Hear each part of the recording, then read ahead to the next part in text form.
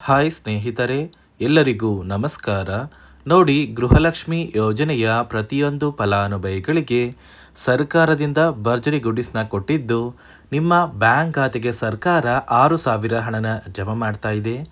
ನಾಳೆ ಗುರುವಾರ ಮಾರ್ಚ್ 13ರಂದು ಕರ್ನಾಟಕದ 23 ಜಿಲ್ಲೆಗಳ ಪ್ರತಿಯೊಂದು ಫಲಾನುಭವಿಗಳಿಗೆ ಈ 6,000 ಹಣ ಜಮಾ ಆಗಲಿದ್ದು, ಗೃಹಲಕ್ಷ್ಮಿ ಯೋಜನೆಯ 17 ಮತ್ತು 18ನೇ ಕಂತಿನ 4,000 ಹಣ, ಇದರ ಜೊತೆಗೆ ಅನ್ನಭಾಗ್ಯ ಯೋಜನೆಯ ಕಳೆದ 5 ತಿಂಗಳ 2,000 ಹಣ, ಒಟ್ಟು 6,000 ಹಣ ಜಮಾ ಆಗ್ತಾ ಇದ್ದು, ಈ 6,000 ಹಣ ಸುಮಾರು 1 ಲಕ್ಷಕ್ಕಿಂತ ಅಧಿಕ ಫಲಾನುಭವಿಗಳಿಗೆ ಸರ್ಕಾರ ಕ್ಯಾನ್ಸಲ್ ಮಾಡಿದೆ. ಹಾಗಾದರೆ ಬನ್ನಿ ಸ್ನೇಹಿತರೆ, ಸರ್ಕಾರದಿಂದ ಬಂದಿರುವಂತಹ ಒಂದು ಮಾಹಿತಿ ಏನು ಅಂತ ನಾನು ನಿಮಗೆ ತಿಳಿಸ್ಕೊಡ್ತಾ ಇದ್ದೀನಿ.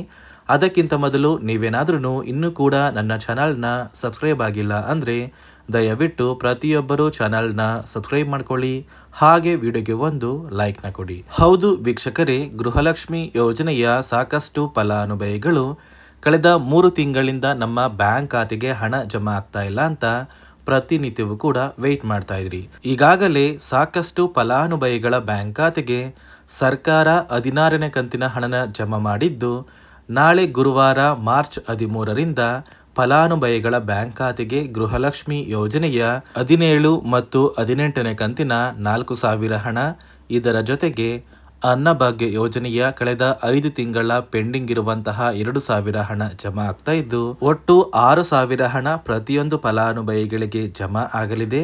ಈ 6,000 ಹಣ ಸುಮಾರು 1 ಲಕ್ಷಕ್ಕಿಂತ ಅಧಿಕ ಫಲಾನುಭವಿಗಳಿಗೆ ಸರ್ಕಾರ ಕ್ಯಾನ್ಸಲ್ ಮಾಡಿದೆ. ಕಾರಣ ಏನು ಅಂದರೆ, ಇತ್ತೀಚೆಗೆ ಜಾರಿಗೆ ಬಂದಿರುವ 5 ನಿಯಮಗಳ ಪ್ರಕಾರ ಈ ಫಲಾನುಭವಿಗಳಿಗೆ ಸರ್ಕಾರ ಹಣನ ಕ್ಯಾನ್ಸಲ್ ಮಾಡಿದೆ. ಹಾಗಾದ್ರೆ ಬನ್ನಿ ಸ್ನೇಹಿತರೆ, ಆ 5 ನಿಯಮಗಳು ಏನು ಅಂತ ಕೂಡ ತಿಳಿಸ್ಕೊಡ್ತೀನಿ.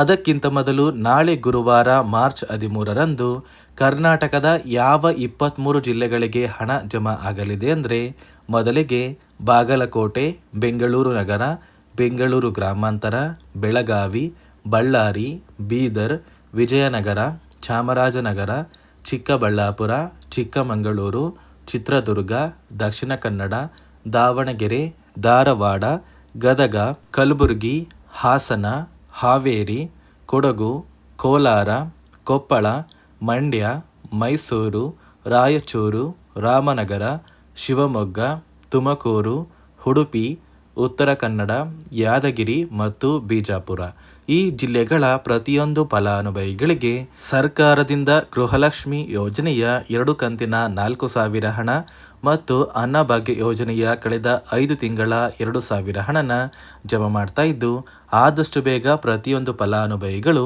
ನಿಮ್ಮ ಬ್ಯಾಂಕ್ ಖಾತೆಗೆ ಮಾರ್ಚ್ 20ರಷ್ಟರಲ್ಲಿ ಈ 6,000 ಹಣನ ಪಡ್ಕೋತೀರಾ. ಅದೇ ರೀತಿ ಸುಮಾರು 1,23,000 ಫಲಾನುಭವಿಗಳ ಬ್ಯಾಂಕ್ ಖಾತೆಗೆ ಸರ್ಕಾರ ಈ ಬಾರಿ ಈ 6,000 ಹಣನ ಜಮಾ ಮಾಡ್ತಾ ಇಲ್ಲ.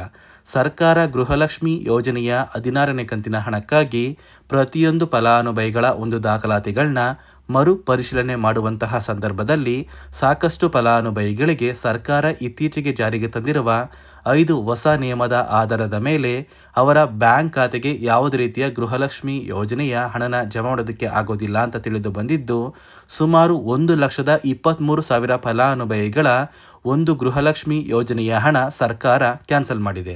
ಹಾಗಾದರೆ ಬನ್ನಿ ಸ್ನೇಹಿತರೆ, ಸರ್ಕಾರ ಜಾರಿಗೆ ತಂದಿರುವ 5 ಹೊಸ ನಿಯಮಗಳು ಏನು ಅಂತ ನಾನು ನಿಮಗೆ ತಿಳಿಸ್ಕೊಡ್ತಾ ಇದ್ದೀನಿ. ನೋಡಿ ಸ್ನೇಹಿತರೆ, ಮೊದಲನೆಯ ಒಂದು ನಿಯಮ ಬಂದು, ಗೃಹಲಕ್ಷ್ಮಿ ಯೋಜನೆಯ ಪ್ರತಿಯೊಂದು ಫಲಾನುಭವಿಗಳು ಯಾರೆಲ್ಲ ಇದ್ದೀರಾ, ನಿಮ್ಮ ಮನೆಯ ಪ್ರತಿಯೊಂದು ಸದಸ್ಯರ ಆಧಾರ್ ಕಾರ್ಡ್ನ ನಿಮ್ಮ ಬಳಿ ಇರುವಂತಹ ಒಂದು ರೇಷನ್ ಕಾರ್ಡಿಗೆ ಕಡ್ಡಾಯವಾಗಿ ಲಿಂಕ್ ಮಾಡಿಸ್ಬೇಕು.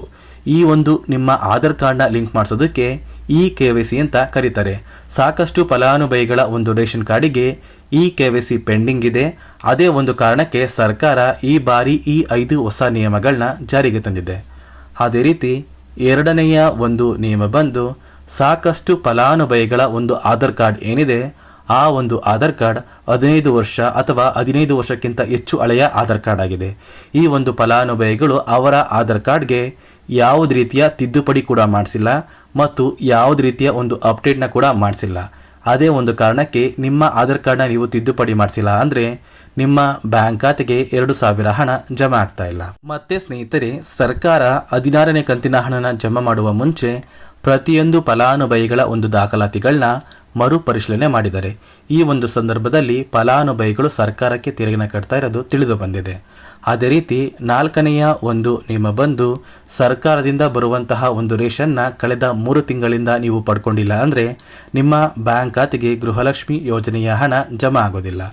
ಮತ್ತು ಸ್ನೇಹಿತರೆ, 5ನೆಯ ಒಂದು ನಿಯಮ ಬಂದು ನಿಮ್ಮ ಒಂದು ವಾರ್ಷಿಕ ಆದಾಯ 7 ಲಕ್ಷಕ್ಕಿಂತ ಕಡಿಮೆ ಇರಬೇಕು. ಒಂದು ವೇಳೆ ವಾರ್ಷಿಕ ಆದಾಯ 7 ಲಕ್ಷಕ್ಕಿಂತ ಜಾಸ್ತಿ ಇದ್ದರೆ ನಿಮ್ಮ ಬ್ಯಾಂಕ್ ಖಾತೆಗೆ ಗೃಹಲಕ್ಷ್ಮಿ ಯೋಜನೆಯ ಹಣ ಬರೋದಿಲ್ಲ. ಈ 5 ನಿಯಮದ ಆಧಾರದ ಮೇಲೆ ಪ್ರತಿಯೊಂದು ಫಲಾನುಭವಿಗಳಿಗೂ ಹಣ ಜಮಾ ಆಗ್ತಾ ಇದೆ. ನಾಳೆ ಗುರುವಾರ ಮಾರ್ಚ್ 13ರಂದು ಕರ್ನಾಟಕದ 23 ಜಿಲ್ಲೆಗಳ ಪ್ರತಿಯೊಂದು ಫಲಾನುಭವಿಗಳಿಗೆ ಸರ್ಕಾರ ಗೃಹಲಕ್ಷ್ಮಿ ಯೋಜನೆಯ 2 ಕಂತಿನ ಹಣ ಅಂದರೆ 17 ಮತ್ತು 18ನೇ ಕಂತಿನ 4,000 ಹಣ, ಇದರ ಜೊತೆಗೆ ಅನ್ನಭಾಗ್ಯ ಯೋಜನೆಯ ಕಳೆದ 5 ತಿಂಗಳ ಪೆಂಡಿಂಗ್ ಇರುವಂತಹ 2,000 ಹಣನ ಜಮಾ ಮಾಡ್ತಾ ಇದ್ದು, ಪ್ರತಿಯೊಂದು ಫಲಾನುಭವಿಗಳು ಕೆಲವೇ ದಿನಗಳಲ್ಲಿ ಈ 6,000 ಹಣನ ಪಡ್ಕೋತೀರಾ ಅಂತ ಹೇಳ್ತಾ, ಇದಿಷ್ಟು ಗೃಹಲಕ್ಷ್ಮಿ ಮತ್ತು ಅನ್ನಭಾಗ್ಯ ಯೋಜನೆ ಕುರಿತು ಪ್ರತಿಯೊಂದು ಫಲಾನುಭವಿಗಳಿಗೆ ಸರ್ಕಾರದಿಂದ ಬಂದಿರುವಂತಹ ಒಂದು ಹೊಸ ಮಾಹಿತಿಯಾಗಿದೆ.